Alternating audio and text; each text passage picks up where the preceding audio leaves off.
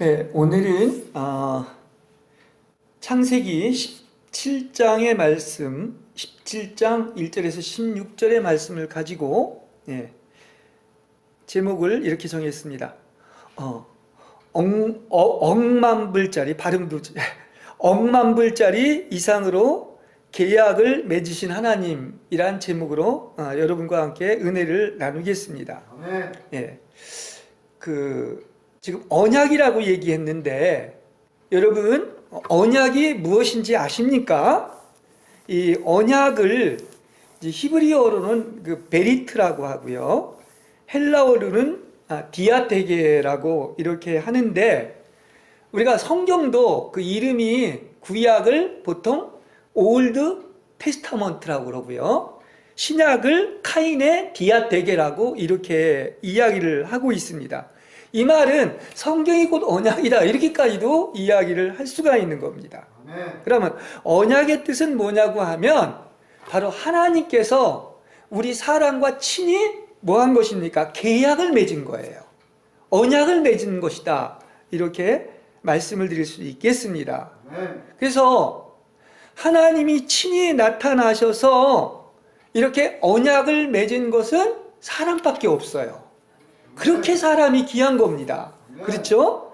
특별히 하나님의 자녀들인 우리와 하나님이 뭐를 맺으셨다? 언약을 맺었다는 얘기예요. 그것을 오늘 본문에서 우리한테 이야기를 해주고 있습니다. 그래서 하나님의 일은 모든 것이 다 하나님의 은혜 아닌 것이 없는 것입니다. 하나님이 일방적으로 다 주시는 거예요. 그러면 하나님의 은혜를 세 가지로 말씀을 드릴 수가 있는데, 그게 뭐냐면 첫째는 하나님의 약속이에요. 그죠? 그죠? 그 다음 둘째는 사실이에요. 그 다음에 세 번째가 바로 지금 얘기한 언약인 것입니다. 이게 은혜를 이렇게 세 가지로 이야기를 할 수가 있는 것입니다. 그래서 약속은 하나님께서 정말 약속하신 거예요. 앞으로 모든 것을 다 주시겠다고 약속하신 것이고요. 사실은 뭐냐면 하나님께서 우리를 위해서 이미 이루어 놓은 사실들이 있는 겁니다. 그렇죠? 이미 다 이루어 놓은 사실들을 이야기하는 겁니다. 그러면 우리가 정말 하나님은 정말 신실하신 분이고 정말 시건하는 분이 아니기 때문에 하나님이 약속한 것은 절대로 변개하지 않는 것입니다. 반드시 이루어지는 것입니다.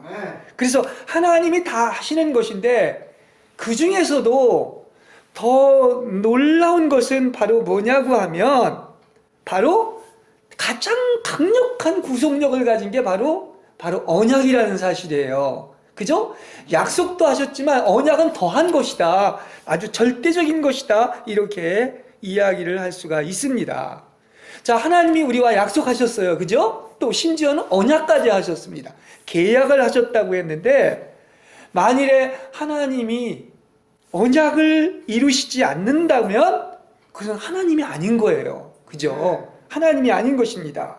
그리고 만일에 언약을 이루시지 않는다면 그분은 신실하시지도 않고 불성실하고 공의롭지도 않으면서 품격이 없는 분이라고 얘기할 수 있습니다. 하나님이 절대로 그러실 수가 없는 분이 아니겠습니까? 그렇습니다. 그래서 인간의 다른 모든 약속이나 계약은 변개될 수가 있지만 하나님께서 바로 우리와 맺은 언약은 그야말로 천지가 없어지는 일은 있을망정 그야말로 내 말은 없어지지 아니할 줄로 믿습니다. 이 말은 절대 무슨 얘기냐? 하나님의 약속과 사실과 언약은 절대로 없어지지 않는 거예요. 반드시 성취되는 것입니다. 그렇죠? 이걸 얘기해 주고 있는 것입니다.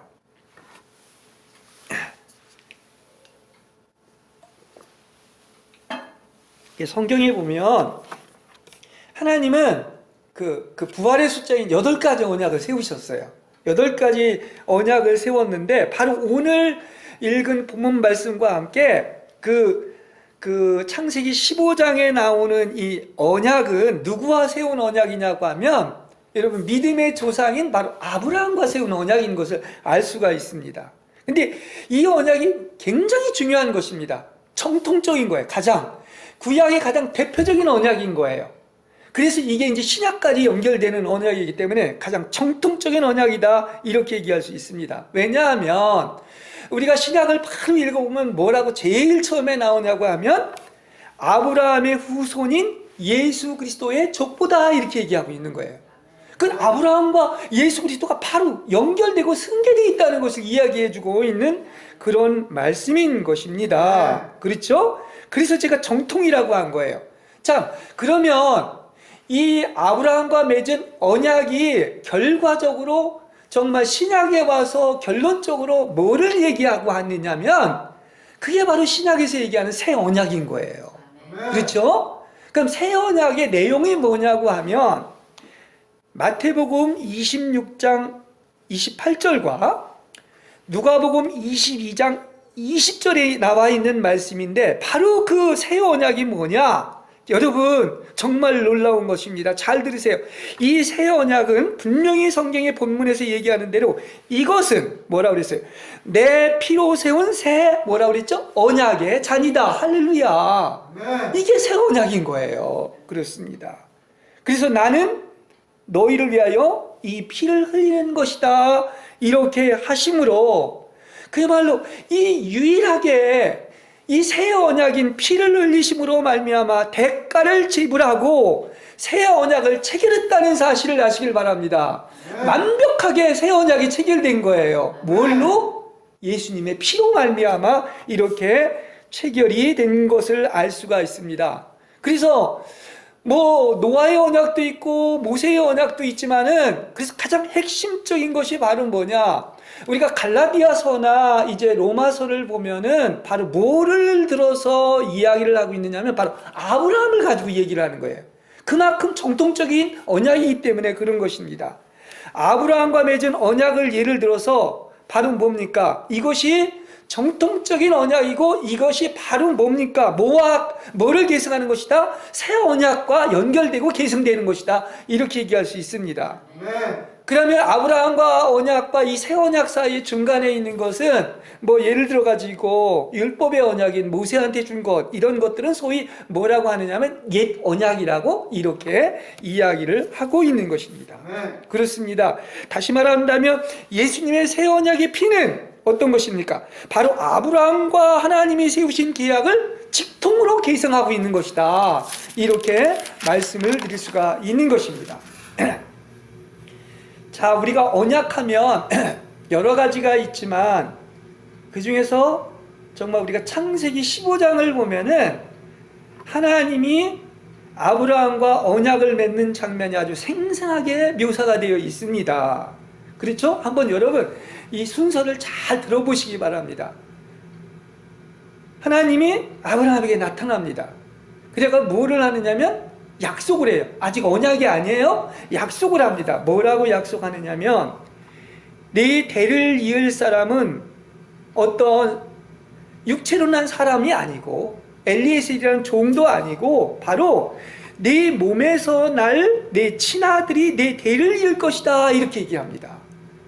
그리고서 아브라함을 밖으로 데리고 나가서 하늘에 있는 별들을 보여주면서 네 자손이 저렇게 많이 불어날 것이라고 이야기를 합니다. 그렇죠? 그래서 15장 창세기 6절에 보면은 아브라함이 이를 믿으니 하나님께서 이것을 의로 여기셨다, 이렇게 이야기를 하고 있는 거예요.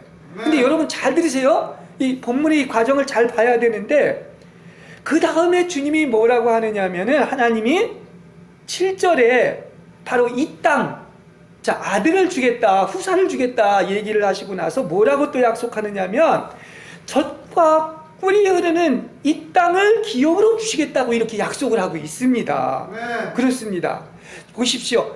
첫 번째 약속을 아브라함이 믿으니까 또 두 번째 약속을 주신 거야. 그런데 본문을 잘 여러분 살펴보면은 아브라함이 말입니다. 자손을 자기의 몸을 통해서 그 씨를 주겠다고 하는 것은 믿었지만 땅을 기업으로 준다는 것은 믿지 못하고 있어요. 그렇습니다. 그러니까 이게 사람은 말입니다. 이게 이 놀라운 약속을 믿을 만한, 그것을 담을 만한 그릇들이 못 돼요. 왜 이런 얘기를 하느냐고 하면 하나님이 그런 믿음을 주실 때 믿게 된다는 사실을 얘기하고 있는 것입니다. 자, 우리가 어떤 건 믿고 어떤 건 믿지 않을 수도 있어요. 예를 들어 가지고 질병이 치료받고 귀신이 나가는 이런 것은 믿을 수가 있겠지만, 그냥 당장 내가 너한테 천국을 주겠다 하면, 글쎄 천국을 주겠다 이렇게 했을 때 어떤 건 막 골라서 믿는 것들이 많잖아요. 네. 그렇죠? 가장 확실한 것은 천국을 주겠다는 얘기인데, 또 예를 들어 가지고 아니 까마귀가 너한테 음식을 물어다 주겠다 이런 것도 잘 못 믿을 수 있단 말입니다. 네. 이렇게 우리 인간은 믿음을 담을 만한 그릇이 못 된다는 것을 이야기하고 있는 것입니다. 네. 그래서 후사인 씨를 주겠다는 것은 믿었지만, 바로 땅인 영원한 기업인 천국에 들어간다는 그 말을 했을 때, 그걸 주겠다고 했을 때는 아직 믿지 못한 것이 이렇게 자세히 보면 15장의 창세기에 나와 있는 장면인 것입니다. 네. 자, 그럼 하나님이 이것으로 끝나느냐? 아닙니다. 잘 보면은 하나님에게는 방법이 있는 거예요. 방법이 있습니다. 무슨 방법이 있느냐면 15장 9절에서 18절에 보면 바로 그 유명한, 그래서 하나님과 아브라함이 언약을 맺는 장면이 나오는 거예요. 약속을 했는데 첫 번째 믿어서 두 번째 하니까 못 믿는 거야. 그러니까 하나님이 어떤 것입니까? 믿게 하기 위해 가지고 언약을 맺는 그런 장면이 그래서 나온다는 사실을 알 수가 있는 것입니다. 네. 그래서 이제 뭡니까? 바로 약속으로 끝나는 것이 아니라 언약을 맺는 그 정통적인 언약이 바로 15장에 나오는 이야기인 것입니다. 여기 보면 3년 된 암소, 3년 된 암염소, 또 수양, 산비둘기와 집비둘기, 그 모든 것을 취해가지고 육축은 중간을 쪼개서 마주대하여 놓으라고 했습니다. 그리고 어떤 일이 일어나면 아주 캄캄해졌을 때, 어떤 그 아브라함이 두려워서 이 신비경에 빠져 있을 때 그 희생물, 그 많이 반을 쪼개가지고 갈라진 중간으로 연기 뿜는 가마가 나타나고 활을 타는 햇불이 지나감으로써 언약이 세워진 것입니다. 할렐루야. 네. 하나님이 그 사이를 지나간 거예요. 무슨 얘기인지 아시겠죠? 이게 언약식을 하는 겁니다. 다시 말한다고 하면 이것은 그야말로 그 희생물인 거기에 피와 심장을 지나가고 피를 지나가는 것을 표명하고 있다는 얘기예요. 얼마나 이게 어떻게 보면 엄숙한 언약인 것입니까? 네. 만일의 말입니다. 이게 사람한테 적용을 한다고 하면 이렇게도 볼 수가 있는 거야. 뭐냐고 하면 사람끼리 이런 계약을 맺었다고 했을 때 만일에 그 계약과 맹세를 배반하면 어떻게 된다는 얘기입니까? 너도 저와 같이 완전히 죽어서 반으로 쪼개진다는 이런 얘기예요. 아멘. 얼마나 이게 엄숙한 그 맹약입니까? 그죠? 그게 언약이라는 것을 이야기하고 있는 것입니다. 그렇습니다. 그래서 하물며 사람의 맹세와 계약도 이와 같은데 하나님께서 그것도 우리가 아닙니다. 친히 찾아오셔서 우리와 언약을 맺으셨으니 이것같이 확실하고 영원한 언약의 효력이 있는 게 어디에 있겠습니까? 네. 그렇죠? 이게 그렇게 우리를 사랑하는 증거인 거예요. 네. 그래서 아쉬운 것은 우리인데 하나님이 이렇게 언약을 맺으신 겁니다. 아멘. 그리고 나서 이제 드디어 이 언약을 맺으신 다음에 이 땅을 너에게 다 주겠다고 얘기를 하는 거야. 그 땅이 영적으로 뭐예요? 천국을 주겠다는 얘기예요. 새하늘과 새 땅을. 그렇지 않습니까? 그래서 아브라함은 이제 믿지 않을 수가 없는 거야. 그렇게 언약을 맺고 믿음을 주셨기 때문에 다시 말한다고 하면 씨는 누구를 준다는 얘기야. 이제 물론 이삭이지만은 그러나 그것은 그리스도를 주겠다는 얘기인 것이고, 또 나아가서 땅을 준다는 것은 새하늘과 새 땅인 천국을 주겠다는 것으로서 이것은 확실한 보증수표인 줄로 믿습니다. 아멘. 확실한, 이거같이 확실한 보증수표가 없는 거예요. 네. 그렇지 않습니까? 네.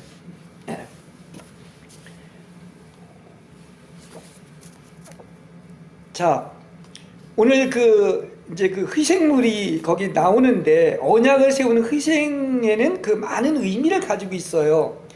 간단히 그냥 얘기를 한다면 암소는 그리스도의 인내와 고초의 생활과 화목제물을 얘기하고 있는 의미를 하고 있는 겁니다.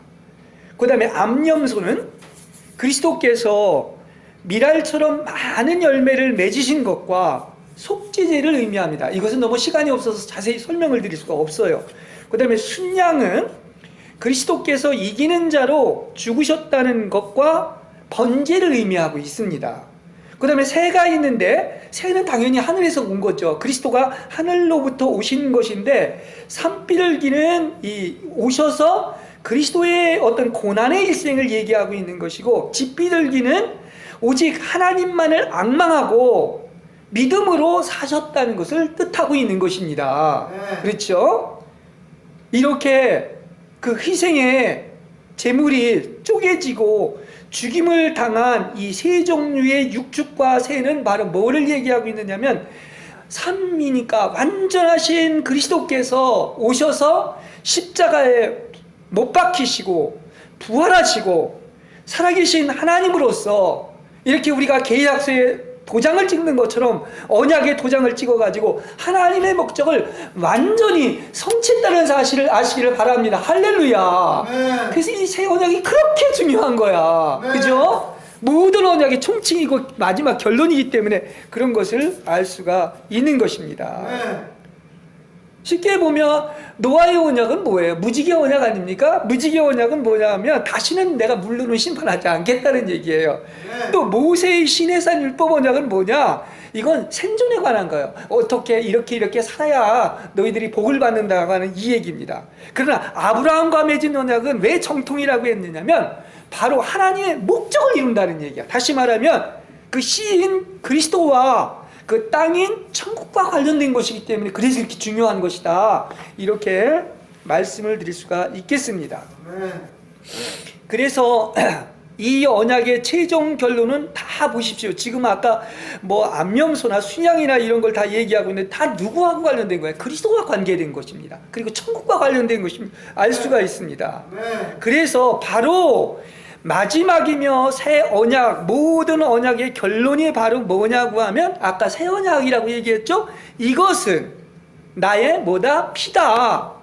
죄를 용서해 주려고 많은 사람을 위하여 내가 흘리는 새 언약의 피라고 이렇게 이야기를 한 거예요. 그리고 그걸 다 이루신 것입니다. 네. 그렇습니다. 자, 이제는 참 그렇습니다. 왜 하필이면 십자가인가? 왜 예수님은 피를 흘리셔야 됐는가? 이해를 할 수 있을 거예요, 여러분들. 그죠? 네. 왜 예수님은 반드시 오셔야만 했고 죽임을 당하고 피를 흘리셔야 됐느냐? 이게 모든 축복의 출발점인 거예요. 근원인 거예요. 네. 그렇지 않습니까? 그 목적은 뭐 하기 위한 것이다? 피를 흘리신 목적은 새 언약을 세우기 위한 것이다. 이렇게 이야기를 할 수 있는 것입니다. 네. 그러니까 피의 본래의 목적은 어디에 있는 것이냐고 하면 여러분과 새 언약을 세운 거예요. 할렐루야. 네. 그래서 모든 복이 임한 것입니다. 네. 그렇죠. 다 이루어진 거예요. 그래서 죄를 사하기 위한 새 언약의 피라고 그랬는데, 그죠? 새 언약의 피에는 아주 위대한 효능이 있습니다. 이걸 얘기하려면 일주일 내내 얘기해야 돼요. 그 정도로 방대한 축복이 여기에 다 들어있는 거야. 그래서 이제 간단히 압축해서 얘기한다면 제일 처음 하나님이 축복을 주고 싶어도 다 문제가 어디에 있느냐면 죄 때문인 거예요. 그죠? 네. 죄인은 하나님 보면 바로 죽는다고 그러지 않습니까? 그러니까 피의 제일 첫 번째 효능이 뭐냐면 모든 죄를 씻는 거예요. 네. 그렇습니다. 죄를 씻는 것입니다. 히브리서 9장 22절에 보면 뭐 분명히 얘기하죠. 피 흘림이 없이는 절대로 죄사함이 없는 거야. 네. 반드시 보혈로 피가 흘려져야 죄사함을 받는 거란 말입니다. 네. 그렇죠? 죄사함이 없이는 새 언약을 이루기 위한 그 모든 축복을 이루기 위한 하나님의 의의 요구를 이룰 길이 없습니다. 근데 이 모든 축복을 하나님이 주시는 의의 요구가 이루어진 것이 뭐를 보고 한 것이다? 하나님 아버지께서 그리스도가 피를 흘린 것을 보고서 여러분에게 모든 복을 다 주셨다는 사실을 아시길 바랍니다. 네. 예, 이걸 얘기하는 거예요. 그러니까 주 예수님의 피는 우리의 모든 죄들이 사함받을 수 있도록 완전한 구속을 이루셨습니다. 아멘. 자, 정말 하나님께서는 우리를 처음에 이렇게 축복을 주기 위해서 이렇게 창조를 했는데, 정말 아담부터 그리스도가 다시 오시기까지 이 새 언약을 맺기까지는 다 뭡니까? 그야말로 이건 사망과 죄예요. 죄라고도 볼 수가 있습니다. 그래서 오늘날 피가 이런 문제를 해결하는 유일한 해답이 되는 거예요. 그렇게 보혈이 중요한 것입니다. 이게 죄로 인한 것이 죄만이 아니라, 죄로 인해서 손실이 많으면 죄 때문에 뭐가 왔어요? 사망이 온 거야. 그죠? 죄지면 죽는다고 그랬잖아요. 아멘. 그리고 죄라고 하는 것은 하나님께 속한 모든 것을 잃어버리게 된 것이고, 하나님이 이미 주셨고 장차 주실 것들을 다 잃어버리게 된 것입니다. 그 죄의 문제를 해결해야 되잖아요. 그렇죠? 그래서 여러분, 이 새 언약인 예수님의 피, 다시 말하면 보혈의 역사를 보시는 여러분이 되시길 바랍니다. 아멘. 그 효력과 능력을 보는 여러분이 되시길 바랍니다. 아멘. 피를 흘리심으로 새 언약을 맺은 보혈의 능력은, 이거는 너무 방대해서 얘기하기가 정말 압축해서 얘기가 어려워요. 그 네 가지로 그냥 압축을 딱 해서 여러분에게 간단히 얘기하겠습니다. 첫째는 바로 뭐냐? 보혈의 능력은 여러분의 죄를 아주 깨끗이, 양철처럼 깨끗이 씻는 것입니다. 네. 그렇죠? 이게 이제 첫 번째고, 그 다음에 두 번째는 바로 뭐냐? 보혈을 통하여 새 언약을 맺은 것은 여러분을 이제는 또 뭐냐? 히브리서에 나오지만 하나님을 완벽하게 알게 되는 거예요. 아멘. 그렇죠? 예, 새 영과 새 마음을 주어서. 그 다음 세 번째는 바로 뭐냐면, 바로 그 생명과 능력으로 여러분을 승리하게 한다는 사실인 것입니다. 네. 그 다음 네 번째는 뭐냐면, 모든 하늘에 속한 분복과 기업인 천국을 여러분에게 주신다는 얘기예요. 네. 여기엔 다 포함되어 있어요. 새 언약 속에는. 이걸 얘기하고 있는 거예요.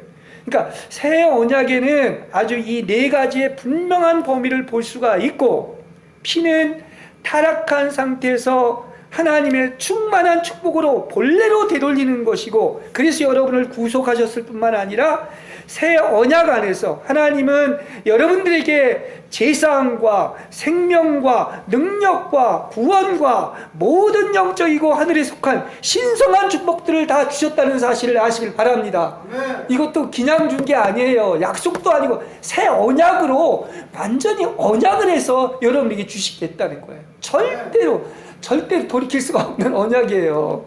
그렇지 않습니까? 예. 아멘.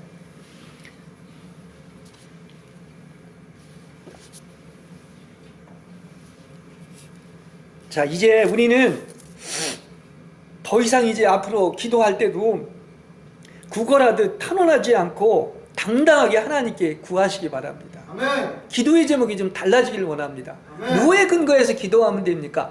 하나님이 약속하신 그 계약서가 있는 거야. 계약서에 이렇게 쓰지 않았습니까? 네. 그러니까 그 사실과 약속과 그 언약의 말씀에 근거해서 기도하면 하나님은 안 들어주시고는 못 베길 줄로 믿습니다. 네. 그 당당하게 구하라는 얘기예요. 네. 그렇지 않습니까? 네.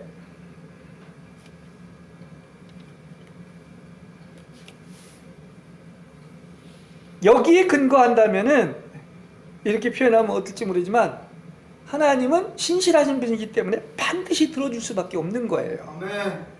하나님이 직접 언약을 맺으셨다는 말, 우리가 맺은 게 아니라 하나님이 맺었습니다. 얼마나 좋으신 분입니까? 그래서 어떻게 했느냐? 이 말은 하나님이 스스로 이 언약의 구속이 된 거예요. 아멘. 그렇죠? 당신께서 이렇게 하겠다는 것입니다. 그리고 속박이 되시고 더 이상은 그분의 뜻과 자유와 기쁨이 없이 이 언약을 반드시 이루시겠다는 약속이에요. 그죠? 약속 정도가 아니라 언약입니다. 그래서 그리스도가 십자가에 못 박히고 피를 흘리신 것입니다. 다시 한번 강조하지만, 그래서 8가지의 언약이 있는데 가장 중요한 것이 바로 이 새 언약인 뭐다? 피라는 것을 아시기를 바랍니다. 네. 그분은 미쁘시고 공의롭고 성실하신 분이기 때문에 들어주실 수밖에 없도록 스스로 계약을 맺은 거예요. 그리고 당신께서 거기에 구속을 당하신 거야. 네. 이게 계약의 엄청난 의미인 거예요. 네. 그걸 알 수가 있는 것입니다. 그래서 우리는, 제가 아주 좋은 걸 여러분한테 이건 돈 주고도 못 배우는 것인데 앞으로 어떻게 기도하라? 그 이루어진 사실과 하나님의 약속과 이 계약서를 가지고 하나님께 들이미시기 바랍니다. 아멘. 그래서 하나님께 명령하는 기도를 드리시기 바랍니다. 왜냐하면 아멘. 하나님이 그렇게 하신 거예요. 그렇기 때문에 그런 것입니다. 새 언약에는 이제 그 언약이 있고 또 이제 유명이라고 해서 그건 유언이에요. 죽으면 그것이 다 우리 것이 되는 것이죠. 근데 예수님이 십자가에 돌아가셨기 때문에 그 모든 하늘에 속한 기업과 분덕이 바로 여러분 것이 되었습니다. 할렐루야. 그렇습니다. 그래서 이렇게 어떤 것입니까? 죽으셔서 하나님의 목적을 다 이루셨기 때문에 그래서 성약이 됐다고 하는 거예요. 히브리서에서는 성약이 되었고 이 단번 속죄의 효력은 영원한 것임을 아시기를 바랍니다. 그렇죠? 예. 그래서 왜 예수님께서 마지막 새 언약을 하면서 뭐라고 합니까? 이제 바로 이거 하시고서 십자가에서 피를 흘리시고 다 이루셨다고 얘기하지 않습니까? 너희들은 모일 때마다 뭐 하라고 그랬습니까? 이 새 언약의 피인 잔을 마시라고 그렇게 명령을 그래서 하신 거예요. 그럼 우린 잔을 마실 때마다 바로 뭡니까? 하나님이 약속하셨고 잔을 마실 때마다 내가 바로 뭐다? 하나님과 새 언약의 관계에 있다는 사실을 언제나 기억하시길 바랍니다. 이건 놀라운 거예요. 놀라운 약속입니다. 그게 언약입니다.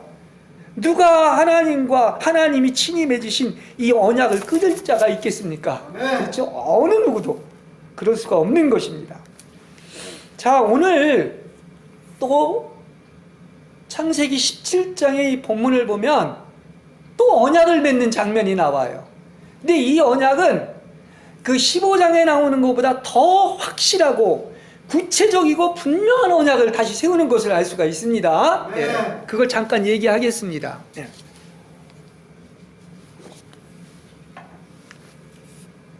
자, 비록 우리가 앞에서 이렇게 언약을 세웠지만 아브라함이 육체를 사용해 가지고 13년간 하나님이 나타나질 않습니다. 근데 오늘 본문은 이제 하나님이 아브라함이 99세에 오셔서 언약을 세우시는 내용을 이야기하고 있습니다. 자, 이렇게 보면은 하나님은 그분이 택한 사람을 절대로 포기하지 않습니다.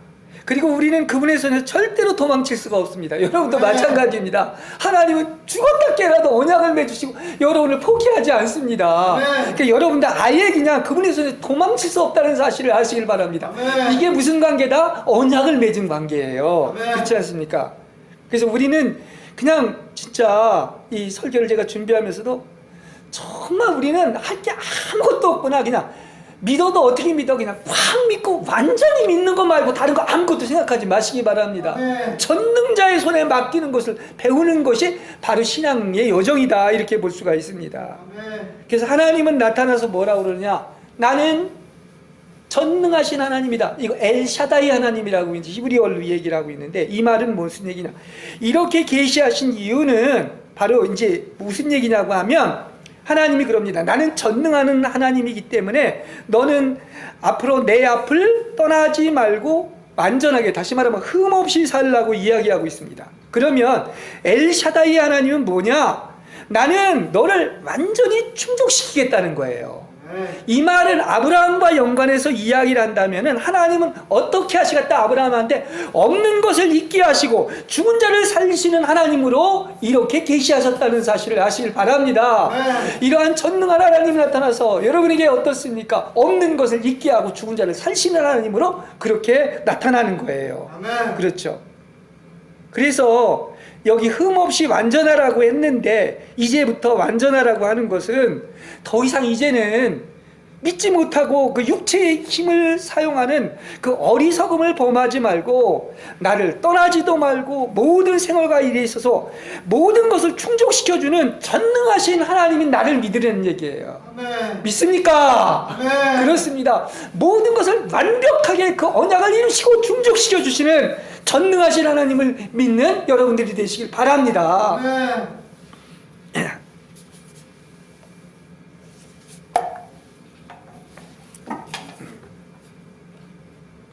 나는 너와 나 사이에 계약을 세워 내 후손을 많이 불어나게 하리라 하시고 그래서 아브라함의 이름을 바꿔줍니다. 계약을 맺으면서. 본래는 존귀한 자, 아브람은 존귀한 자, 높아진 자라는 뜻이 있는데 그게 이제 아브라함으로 바뀌었습니다. 한자가 늘어났어요. 이것은 네 자에다가 아브라함이라는 인간에다가 하나님이 더해진 것인데 알파벳 네 자인 아브람에 하나님이 더해져서 아브라함. 아까는 존귀한 자였지만 이제는 모든 믿음의 조상인 많은 믿는 무리의 원조가 된다는 거예요. 아비가 된다는 이런 뜻을 가지고 있는 것입니다. 또 사례도 그래요. 사례가 본래 뜻이 뭐냐면 나의 왕녀라는 뜻이 있는데 이것은 아직은 나만 관심하는 거야. 그런데 이제는 바로 뭡니까? 나에서 모든 사람으로 다시 말한다고 하면 이 사례라는 뜻은 이제 좁은 마음을 가진 나만 관심했던 왕녀는 왕녀였지만 나만 관심했던 왕녀였지만 이제 모든 사람의 왕녀인 많은 믿는 사람의 어미가 되게 한 것입니다. 그렇죠? 예. 그리고 또 이렇게 언약을 하죠. 나는 너와 내 후손의 하나님이 되고 이 땅을 주어 영원한 기업이 되게 하고 나는 너희들의 하나님이 되리라고 언약을 맺어. 더 확실하고 구체적이잖아요. 그죠? 앞에서보다 그렇습니다. 자, 이 진짜 우린 읽으면서 그 정말 이 믿음도 그렇고 모든 것이 실제가 되면 정말 너무 좋은 거죠. 이게 얼마나 좋은 계획입니까? 여러분 계약서, 뭐 집 계약서, 무슨 뭐 땅 계약서 있는지 모르지만 그거 하나 가지고 좋아서 막 정신을 못 차리는데 이런 계약서는 세상에 없는 거야, 우주에. 그렇지 않습니까? 아마 말입니다. 여러분이 계약서에다가 100억이라고 쓴다고 해도 아마 놀랄 일일 거예요. 아마 기절할 일일지도 모르는데 지금 여기 언약과 유명인 성약에 바로 뭡니까? 어떤 계약서가 써 있냐면 수백억의 후손을 주겠다는 거야.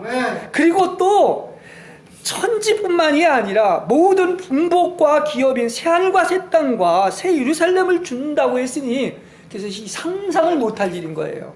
백지수별 전 정도가 아니란 말입니다. 그렇죠? 그래서 제가 아까 이 제목을 얘기를 하다가 뭐 억만 불짜리 이상으로 이렇게 맺은 계약이다 이렇게 얘기하고 그 계약서가 어디 있느냐? 집에 가 찾지 마세요. 여기 성경에 다 지금 계약서가 있지 않습니까? 지금 15장에도 있고 17장에도 있고 계약서를 보시기 바랍니다. 제 얘기가 아니에요.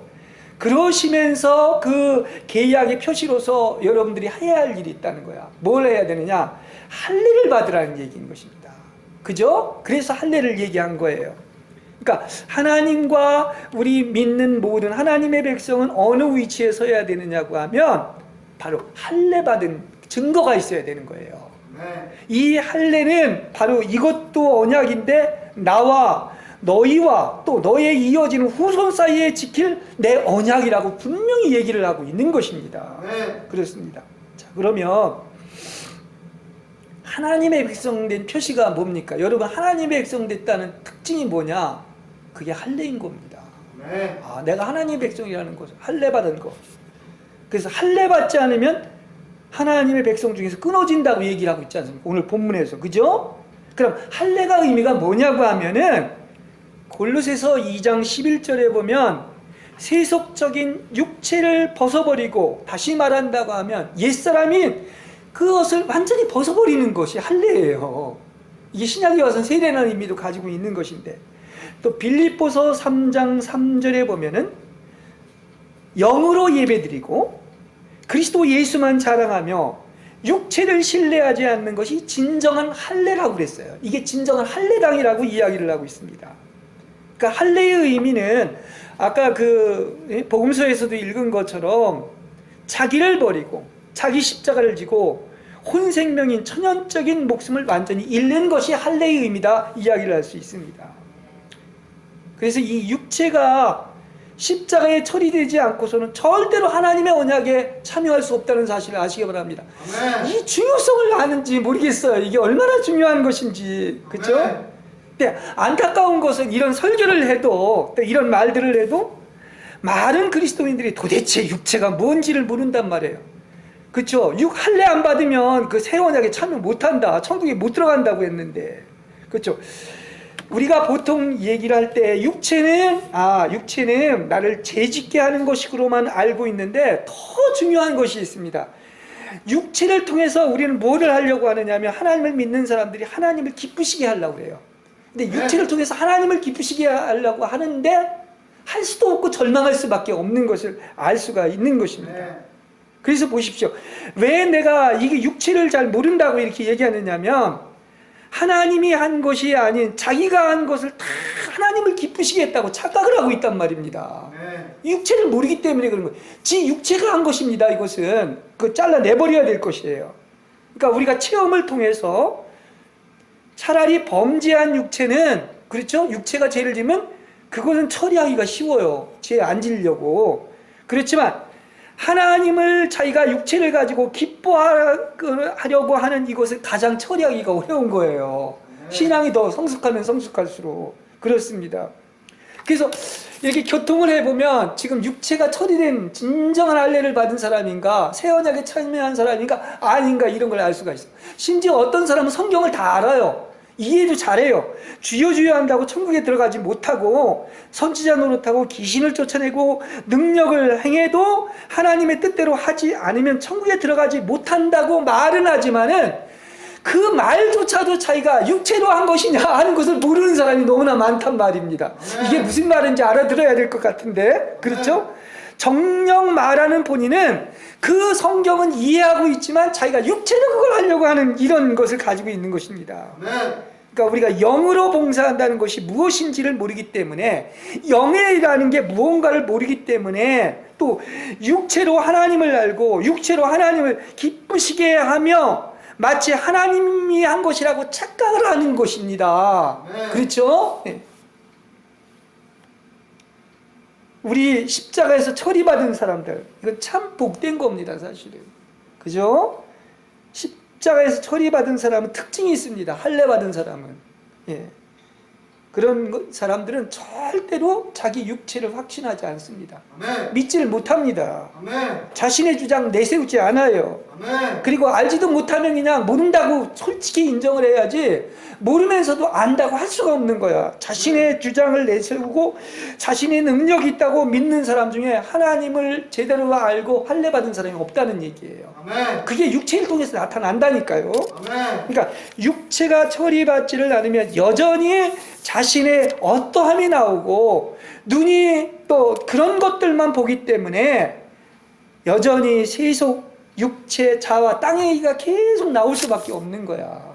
육체가 처리진 사람은 어떻습니까? 그런 것들이 나올 수가 없어요. 오직 그리스도 한 분만 나오는 것이고, 그리스도만 자랑하는 것이고, 영으로 봉사하는 것이고, 또 그리스도 한 분만 바라보는 것입니다. 그렇죠? 다른 게 요만큼도 개입될 여지가 없다는 사실이에요.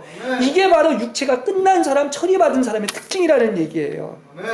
다시 얘기한다고 하면 등뼈가 부러지고 나의 힘의 근원인 육체가 환도뼈가 탈골되고 다 사라지고 오직 뭐만 남는 것이다? 그리스도 한 분만 남는 것이다. 이렇게 말씀드릴 수가 있습니다. 그렇기 때문에 육체가 처리된 사람들은 뭐냐? 나는 약할 뿐이요, 아무것도 할 수 없고 의지할 것은 아무것도 없고 오직 한 분 하나님만 의지할 것밖에는 없다. 이렇게 얘기할 수 있는 거예요. 그걸 보는 것이 육체가 처리된 사람의 특징이다 이야기를 할 수 있습니다. 좀 저희 신앙 경험을 봐도 그렇고, 또 위로가 되는 것은 이 아브라함을 봐도 그런 것 같아요. 그때가 아브라함이 이제 그 99세인데도 그 전에 13년 전에도 뭡니까? 육체를 사용하지 않습니까? 그렇지 않습니까? 그 사람의 육체가 얼마나 끈질긴지를 몰라. 그 아브라함은 분명히 하나님께서 이렇게 엄청난 언약을 했음에도 불구하고 아들이 없으니까 자신의 힘으로 이스마엘을 이렇게 낳지 않았습니까? 그래서 하나님이 13년간 임재가 없었던 거예요. 그러나 이렇게 보십시오. 아브라함이 그걸 아직은 그런 믿음의 단계가 안 왔기 때문에 자기 신의 육체를 사용해서 그것은 바로 하나님의 일에 사람이 힘이 섞이고 스스로 움직이고 이루려 했습니다. 그래서 난 것이 이스마엘인 거예요.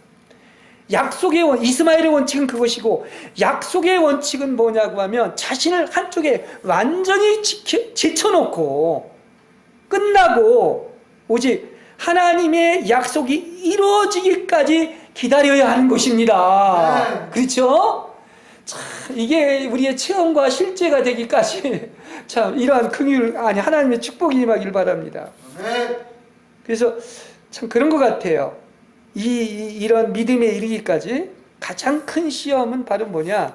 하나님의 때까지 기다리는 시간과의 싸움이에요. 예, 시간과의 싸움입니다. 끝까지 인내하는 거. 그죠? 예. 아브라함이 부름받고 몇 년 걸렸어? 40년이 걸린 거야. 40년이. 그래서 어떻게 된 것입니까? 하나님이 정하신 하나님의 역사에 때가 있는 거예요. 우리 주권이 아닙니다. 절대적인 하나님의 주권인 거예요. 근데 성경을 로마서 4장 5장을 잘 읽으면서 저는 그 생각을 해봤습니다. 하나님이 이삭을 죽으러 하나님이 정하신 때는 100세구나 하는 걸 알게 된 거예요. 그 전은 안 되는 것입니다. 그렇죠? 예, 그것을 발견하게 됐어요. 그리고 그것은 또 그냥 된 것이 아니라 지가 그때 100세, 99세 믿어서 된 것이 아니라 하나님이 오시어서 바로 뭡니까? 지금 17장에 나와 있는 것처럼 언약을 맺으시고 믿음을 주입하신 거예요.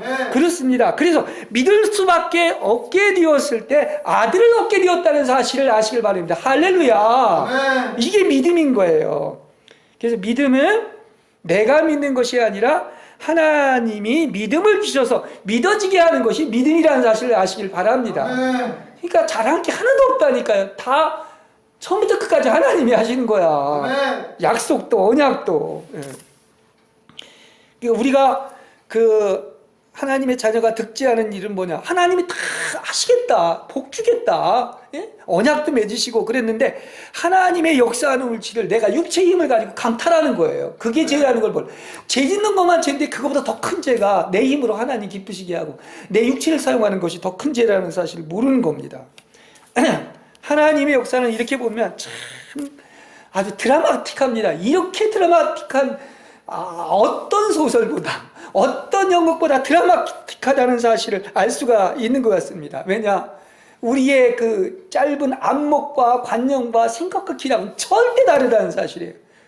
그게 다 끝났을 때, 육체가 끝났을 때 하나님이 그걸 이루시기 때문에 그래서 가장 드라마틱한 어떤 사건이라고 이야기를 할 수가 있는 것입니다. 왜냐?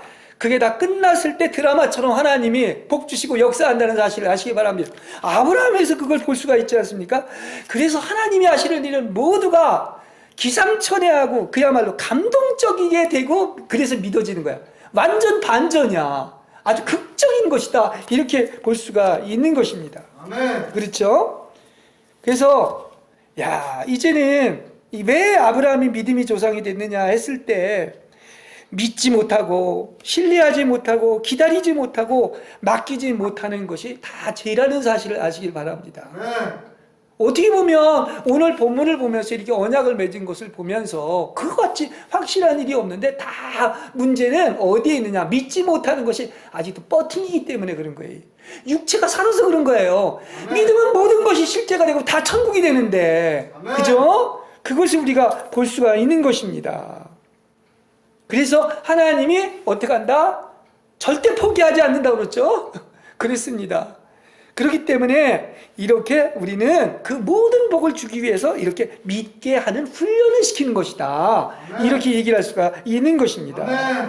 분명히 오늘 본문을 통해서 이거 하나만 여러분만 줘도 정말 엄청난 계시인 것인데 왜 믿지 못하는지 아십니까?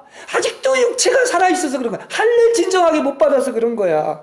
자신의 힘을 사용하고서 또다시 뭔가 그걸 이뤄보려고 하나님을 기쁘시게 하려고 그러는데 육체가 다 처리받고 나면은 뭐만 돼? 남는 건 하나님 한 분밖에 없는 거야. 동서남북 다 맡기면 하나님 맡기지. 그때 진정으로 하나님을 믿게 되는 거예요. 그렇습니다. 아니 정말 새 사람 되고 새 창조물이 되는 것도 십자가에서 나의 자아와 옛사람이 끝나는 것과 마찬가지로 할례라고 하는 진정한 의미가 나의 육체가 끝나면은 다 믿어지게 될 줄로 믿습니다. 이것이 진정한 믿음인 거예요. 그렇지 않습니까? 그리고 이것은 이론이 아닙니다. 보십시오. 이건 체험입니다. 실제입니다. 간증입니다. 이게 그렇지 않습니까? 그래서 믿어지게 되면은 모든 것이 여러분의 것이 되는데 그러면 그야말로 모든 것이 은혜 아닌 것, 감사 아닌 것이 없고 그냥 십자가 하나만 봐도 눈물이 저절로 날 수밖에 없는 것이고 아멘.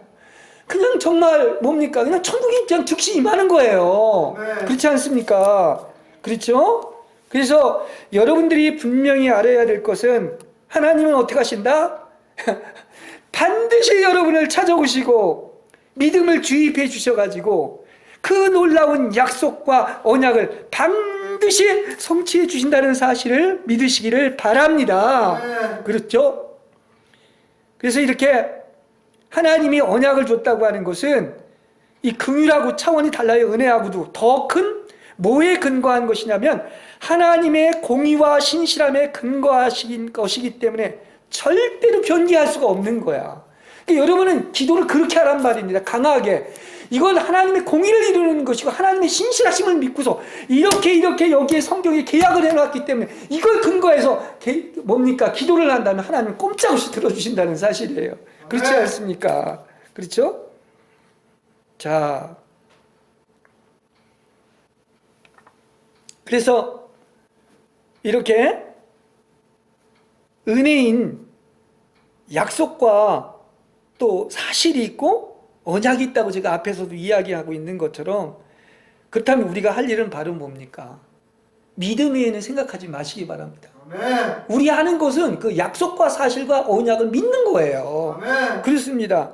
그럼 모든 축복이 여러분에게 실제가 된다는 사실을 아시기를 바랍니다. 네. 그렇죠?